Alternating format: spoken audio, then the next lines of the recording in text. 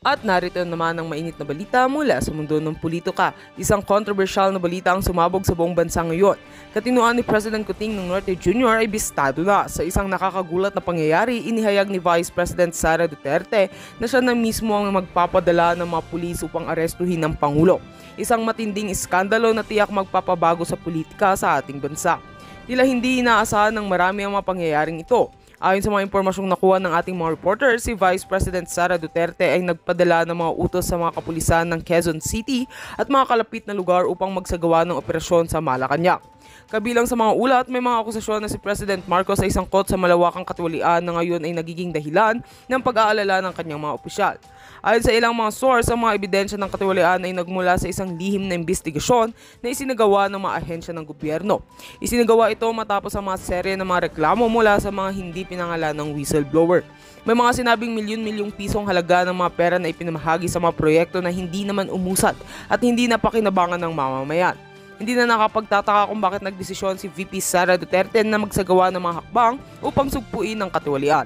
Ayon sa mga eksperto, ang galit ni VP Sara ay nagsimula sa isang serye ng mga political frictions sa pagitan nila ni President Marcos na naging sanhi ng tensyon sa loob ng administrasyon. Ang kanyang desisyon na magpadala ng mga pulis sa Malacanang ay tiyak na magdudulot ng mga katanungan ng paglaban mula sa mga taga-suporta ni Pangulong Marcos. Habang ang mga taga-suporta ni President Marcos ay nagsasabi na ito ay isang political maneuver lamang ni Vice President Sara Duterte upang makuha ang kontrol sa gobyerno. May ilan namang nagsasabi na ang mga akusasyon ng katiwalian ay seryoso at kailangan talagang imbestigahan. Ang buong bansa ay nag-aabang kung ano ang magiging reaksyon ni President Marcos at kung paano niya haharapin ang napakalaking isyong ito. Habang isinusulat ito, wala pang formal na pahayag mula sa Malacanang hinggil sa mga pangyayari. Ngunit ayon sa ilang mga insiders, may mga plano na raw na maghain ng kaso laban kay Vice President Sara Duterte at hindi pa tiyak kung paano ito magtatapos. Patuloy na abangan ng mga kaganapan sa kasong ito na tiyak magbibigay daan na mas matinding mga isyu at tensyon sa ating bansa.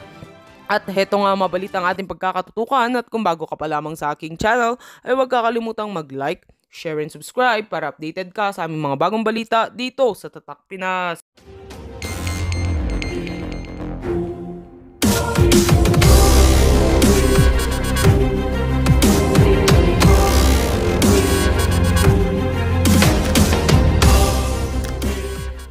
Lalabas sa bansa, wala namang kaso.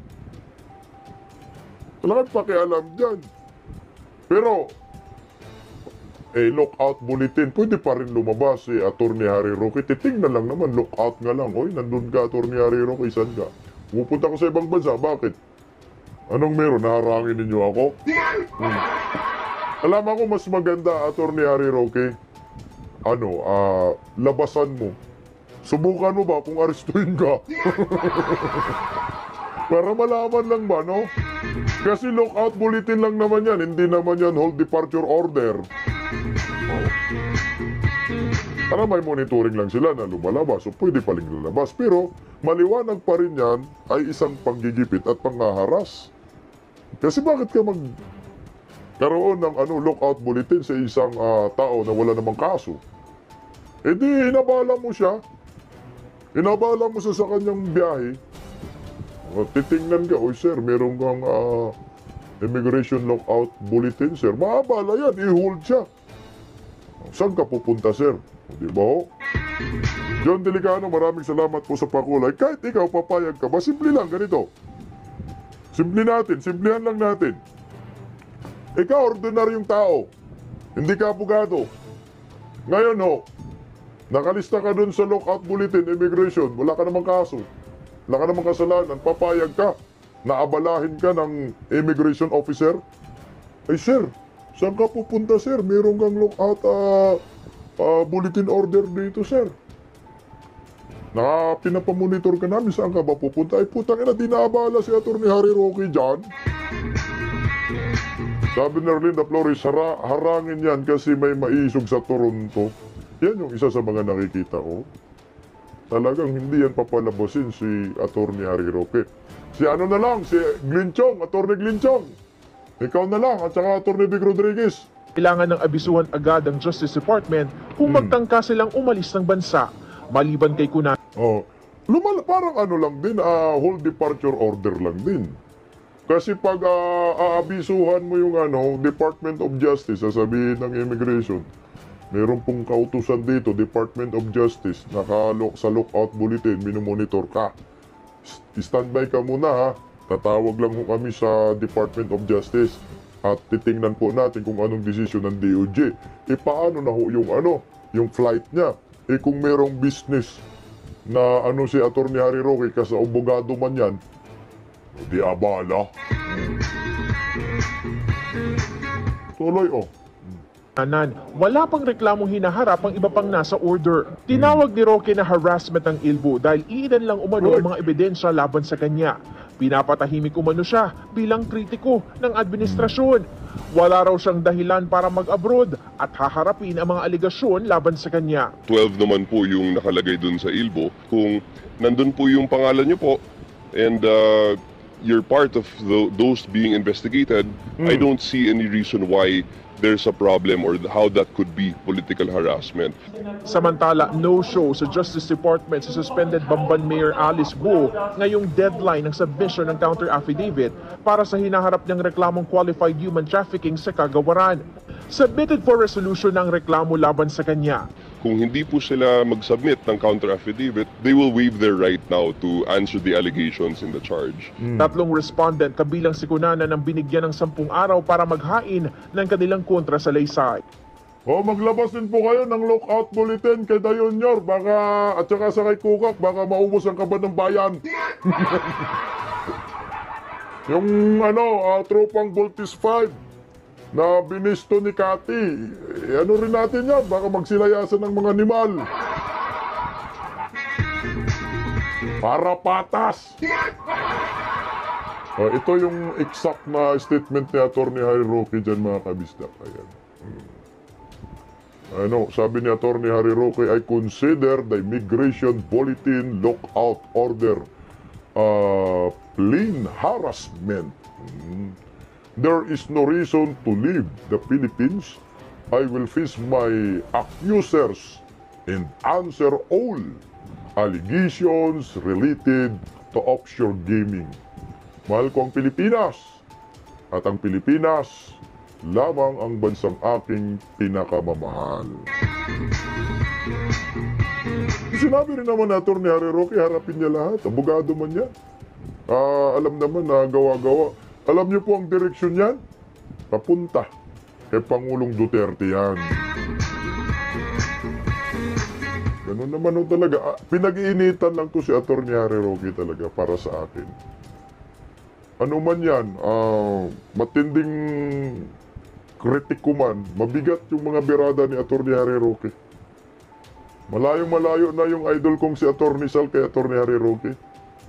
Sorry, Atty. Sal, mas mabigat na ang banat ni Atty. Harry Roque ngayon nagli-level up. Pag nagigigil si Atty. Harry Roque, bigay ng bigay Walang kinakatakutan. Magpa-drug test ka, Mr. President! Kaganon ni Atty. Harry Roque yan Kailangan ng taong bayan. Ayaw namin ng presidenteng bumabalintong. Ayaw namin ng presidenteng may impluensya sa pulboron. Magpa-hair follicle drug test ka, Mr. President! Bigat kasi. Tapos may pulboron video lumabas, pinupost niya. Sinishare. Ito yung recently niya. Nabanat ni Atty. Harry Roque. Ayan Gagi. Atty. Sorry. Meron pang lumabas. Huwag mag-misprint. Atty. Harry Roque. Wala Yan yung latest post mo. Juan Diago, kanina, nilabasan ka ng lookout bulletin. Ano yung powdery white substance sa ilong ni PBBM? Siyempre, naalarma si Kukak dyan. Kaya ang resulta, lookout bulletin. Ayan yung sinasabi ninyo, may naiwan sa ilong na pulbo. Pulbo ba yan? Akala ko, sipon. Ayan mga kabilog. Yun yung sinasabi ni Miss Cathy na naiiwan, may residue.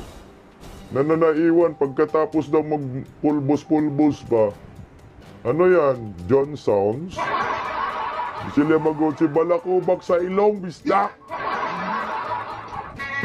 Nakalabas yung powder. BB powder yan, bisdak? BB powder ba yan? Ang BB powder, kaya ganun man yan sa muka. Ganun, sa kilikili, sa mga alak-alakan. Pisngi. Di man sa ilong ang BB powder, masinga ka dyan. Mama hatsing ka. Hatsing! Mahatsing man dyan.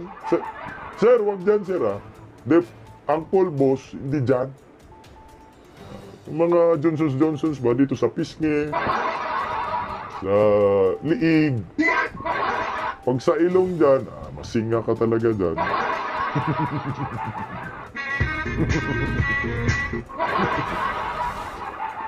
Utangin ang, ba't ang daming trolls ngayon? Mga number ang mga sumahod na ba mga gago? Kulangot yan. Sinabi mo kasi Atty. Harry Roque yan eh. Kaya, look out. Immigration Lookout Bulletin. Michelle Yamaguchi, pang mayaman uhog yan. Pwedeng gawgaw. Tawas daw. Ay, ito ha, hindi galing sa akin yan. Galing po yan sa kay Atty. Harry Roque ha. Sabi ng trolls, malapit na daw ang ICC. Putangina, ipasok nyo na kasi yan. Itong mga trolls, no? Akala naman nila, takot tayo sa ICC. Ulol! Ilabas nyo yung ICC nyo, huwag mag-disguise. NBI na NBI ni Mal. Ang tagal ng ICC, matagal na namin hinihintay yan, mga nimal. Ilabas nyo yan kasi! Australianis, daming mga trolls ngayon, ICC daw. Putang ina, katagal naman yung ICC na yan. Pagpasok pa lang ni Dayunyor, sinasabi ng ICC. Ngayon, 2 taon, wala pa rin. Tapos meron daw warrant of arrest. Puta, ilabas nyo kasi. Ngayon na, wag na paabutin ng ilang araw pa. Bukas, putang ina.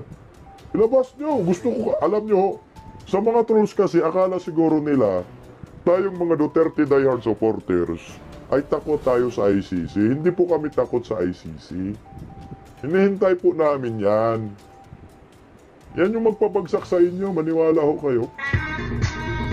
Rolly John, maraming salamat po sa inyong pakulay. Bibigyan ko kayo ng sa mga trolls, bibigyan ko kayo ng idea bakit babagsak kayo pag pinapasok nyo ang ICC. Gusto nyo? Bigyan ko kayo ng magandang paliwanag. Total, nandito naman kayo. Entertain natin yung trolls muna. Sabihin nila, alisin nyo sa mga isipan ninyo, mga trolls, na natatakot kami sa ICC, mga DDS, natatakot ang mga Duterte sa mga DDS. Hindi ho. Hindi kami natatakot, bagkus nagdadasal ho kami. Nagdadasal ho kami ng maglabas kayo ng warrant of arrest, ICC, pumasok kayo, papasukin nyo Dayunyor na may pulbos dyan sa... Ano pulbos ba talaga yan? Attorney? Nang magkaalaman. Kumuha man kayo ng bato dyan, pinukpok ninyo sa ulo, para sa akin. Kumuha kayo ng bato, pinukpok nyo sa ulo. Akala siguro ninyo, tulog ang mga Pilipino. No, ayaw namin sa may pulburon. Sa ilong. Tingnan nyo, kinuhaan nga lang ninyo ng... security details si Inday Sara. Anong nangyari sa inyo? Binulja kayo ng sambayan ng Pilipino. Di ninyo na alam na buong sambayan ng Pilipino na magbabantay kay Vice President Inday Sara. Isa lang ang ibig sabihin yan. Malakas pa rin ang mga Duterte. Kayo, huwag kayong magsiiyakan. Mga iyakin kayo, mga animal. Kagaya ni Kukak, umiyak. Ito, umiyak. Huwag muna natin ipakita yung video kasi na-thrilling muna natin para sa mga trolls. Alam naman natin kung saan siya umiyak. Utangin ng mga trolls, ang dami ng mga trolls, no? 46, underscore VR. Putang ina, sahuran na yata itong animal, oh. I-ano nyo na yan, i-hide na natin yan, guys. Trust man yan. Bayad yan, mga ganyang account. Bayad po yan. Yan yung mga code nila. 20 shirt, 20 white shirt. Kaya mag-code din sila, oh. O, ito yung may-ari ng code. Magsiiyakan na yung mga trolls. Aray! Aray! Naku! Ang sakit naman ang ginawa mo. Tama na, huwag muna natin yan. Sige, yan na lang.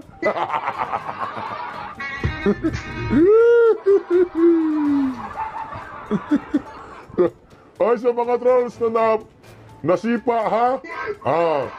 Pag nag-comment kasi, pa isa-isa lang, huwag naman damihan yan. Kita tuloy kayo. Kita tuloy kayo ni Ate Cherry Tusake. Ang trolls kasi pabalik-balik ng comment. Alam na natin yan. Ngagba kayo. Ay, ito. Sometimes. Lagyan na natin ng iyak-iyak. Yun na natin iyak-iyak. Yan naman yung ano niya. Tingnan mo yung mukha. Yan, oh, nanuluha man siya. Sabi ni Kuka, sometimes I feel bad when people see all the negative and not the positive. Oh, gusto mo positive? Oh, gusto mo positive makita namin, ha? Gusto nyo positive makita namin? Ang makita namin positive yung pulburon. New Yorkers, Cubao, Quezon City. Gusto namin yung positive yung pulburon. Alam mo kayo kasi positive ginagawa sa bayan. It's not easy. But it's doing. O bakit? Hey! Nimal! Hindi naman talaga. Hoy, tumakbo kayong presidente! Dapat alam niyo, hindi madali ang maging presidente!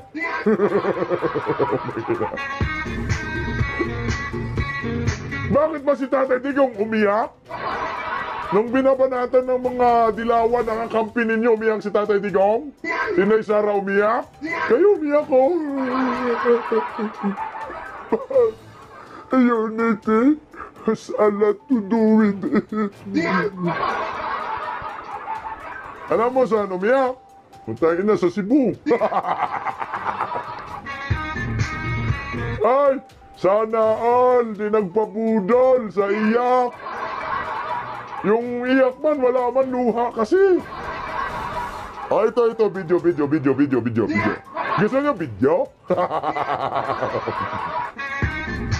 Gusto nyo video ng iyak? Gamay lang, gamay.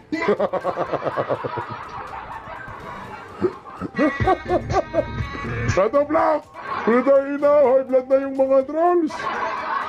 Totoo naman talaga umiyak. Kasi nga, nakikita daw natin, puro negative, walang positive. Ay putang ina, magulat kayo pag positive na nakita namin. Gusto namin makita positive sa hair follicle drug test. Gusto niya? Gusto niya ba? Bahala kayo sa buhay ninyo. Ay, ito, putang ina. Nakahawa sa Cebu. Okay, pakinggan natin.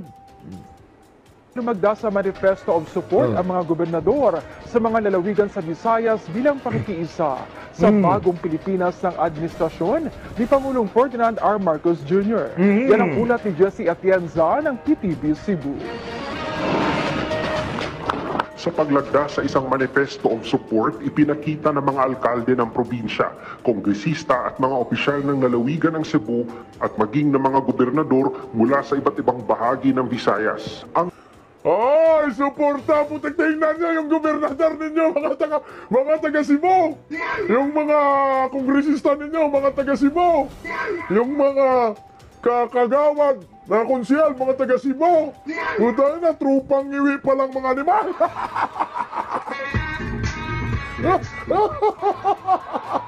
Ay, gagi na. Ay, ambot sa inyo mga taga-Sugbo. Giatay mangyod. Ha?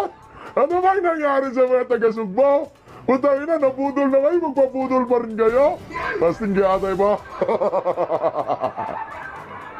Sabi ni Mayor Basti, giatay. Nandito ba yung mga taga-Cebu? Nag-votes in na sa Cebu. Yung miyembro ng Voltis 5, nag-votes in na sa Cebu. Mantakin mo, lagda pa ng manipisto to suporta sa ngagba admin. Animal! Pira man talaga, nakakabubo. Ay, nayabag na mga taga-Sugbo, oh! Gagi man. Sabi ni Bix, dalawa silang umiyak to dinititi. Bakit nagsiiyakan mga loko? Katapusan na ba nila? Husga na ba ang history? Babalik muli? Aba, nagago, oh. Lumagda daw. Ano bang nangyayari sa mga taga-Sugbo? O sabi ni Tiruma Fukawa, taga-Cebu Duterte po kami. O yung mga ngagbapalan dyan, supporters, yung mga buhaya lang. O siyempre yung mga konsyal, mga kagawa, putang ina, aangkas kami dito. Milyon ito. Pirma lang naman to, animal. Pirma ako dito, manipisto. Milyon kukak. Let's vote in. Buntis 5. Ay, mga kagama, nabuhay pa kayo. Sunog na kaluluwa ninyo. Milyon man kasi. O, kaya pirma ka na. Pirma tayo. Saan tayo pipirma? Suporta dito, oh. Sino? Ayan, si Kukak. Ayan. Yan yung sinabi ni Atty. Glinchong. Ang pambansang palaka.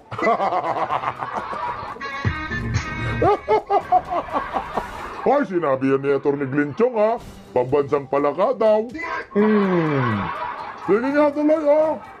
Ang nagkakaisang pahayag ng pakikiisa sa administrasyon ni Pangulong Ferdinand R. Marcos Jr. Hindi naiwasan ni First Lady Liza Araneta Marcos ang maging emosyonal, lalo't siya ang panauhing pandangal sa aktibidad. Ay!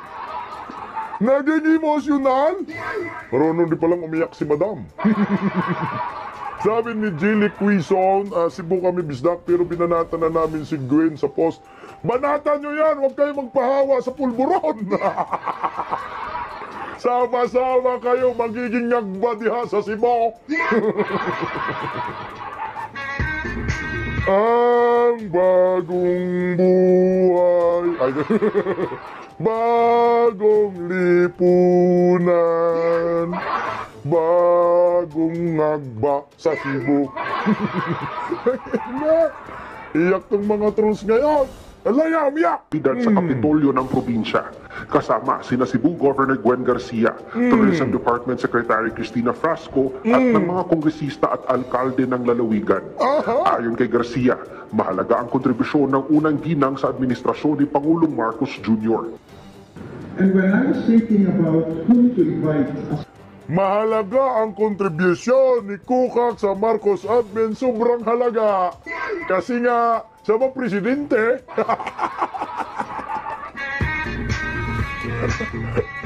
Gwen, huwag mo kaming lukuhin, Gwen. Alam namin sino presidente ng Republika ng Pilipinas, ayan, inimbita mo. Mahalaga kasi malaga ang kwarta. Pag di mo yan invite, wala ang kwarta. Di ba nasuka tong mga ano? Di ba nasuka yung mga taga-Sugbuhanon dyan? Ito, alay our very special guest. There could be no other name that could come to my mind. You see, Sip-sip! Wala daw ibang pangalan ang naisip niya. Si Kukak talaga? Bakit si Inday ayaw mo? Kasi majumbag ka. Wala mo kasi pira si Inday, di ba? Walang pira si Inday, pero gamit na gamit ninyo sa Inday noon, ha? So naisip mo si Kukak, puta. Siyempre naman, pag mag-iisip ka naman, si Inday Sara, wala mang pira yan. Ginigipit ka eh, walang pundo yan. Si Inday Sara, tangina, wala mang confidential intelligence funds yan. Di pa nag-request ng pundo. O pag tinawag ko si Inday, wala.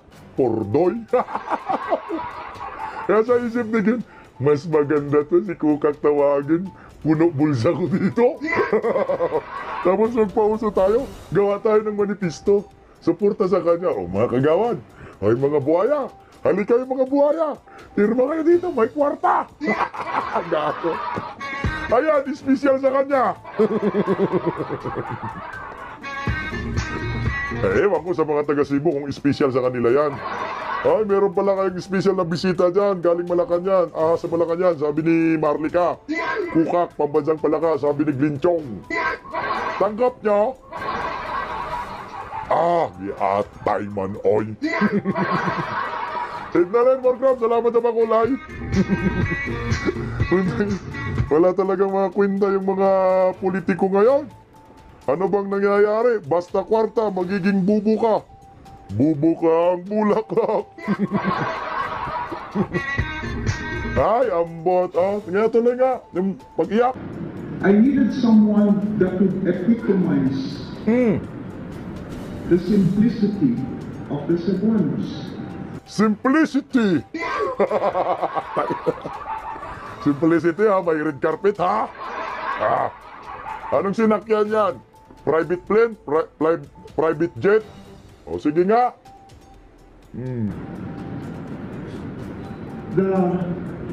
As they say in Tagalog, pagkatotoong tao. Ay, pagkatotoong tao! Gob, sip-sip mo, Gob!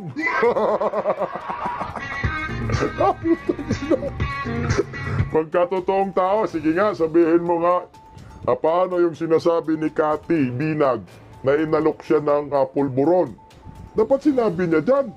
Ako, totoong tao ako. Opo, totoo. Inalokan ako ng pulburon. Ako nag-alok ng pulburon. Totoong-totoo po yan. Kung bakit ayaw niyong aminin? Ako, totoong tao. Yan, video na yan. Oh, sweetheart ko yan. Pulburon video? Siya yan. O bakit ayaw niyo maamin? Totoong tao. Totoong tao, plastic, urukan. Ay!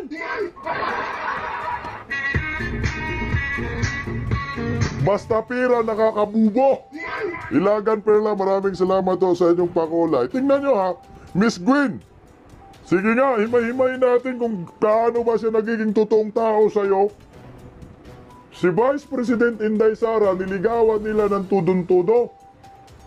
Nung nakarang eleksyon, paluhod-luhod, pamano-mano pa kay Inday, sinusundan kung saan-saan. Yung pala kaplastikan yun. Nanalo na, pagtanalo ni Dayonyor, tinitira na ang mga Duterte, si Inday. Tinatawag si Inday, bad shot ka sa akin. Iniipit ngayon ng totoong tao, puta, mga traidor ho yan. Mga plastik. Totoong tao ni Mal. Makasip-sip lang, sir eh. And yet, the brilliance and true grit that we Cebuanos are also known for. And that is why we have with us today our very special guest. Firstly, our very special guest. Tangina, nag-aabot ng mga plastik. Pagdating ni Kukak, ikaw, plastik ka. Ikaw, plastik ka rin, apir. Plastikan lang. Malapit na eleksyon, kailangan ng pundo. Sige, maglimas kayo ng Kaban ng Bayan. Sa bagay kasi, yung anak niya nasa Department of Tourism, yung nagnakaw ba ng video sa iba? No? Milyon-milyon kontrata, ninakaw lang pala yung video, di ba? Sa sa Department of Tourism. Sige nga, tingnan natin yung pag-iyak. Lisa Araneta Marquez.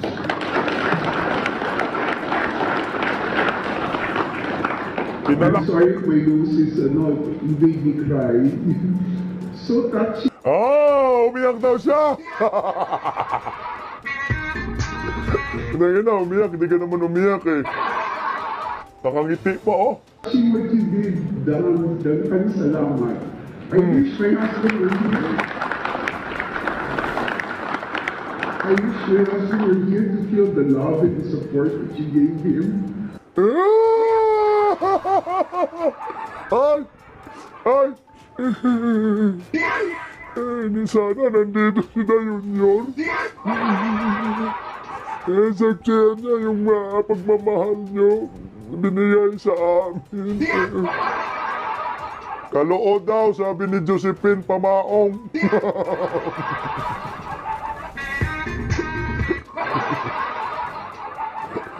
Sabi ni Jimon. Jimons, pumalakpak ang mga palpak.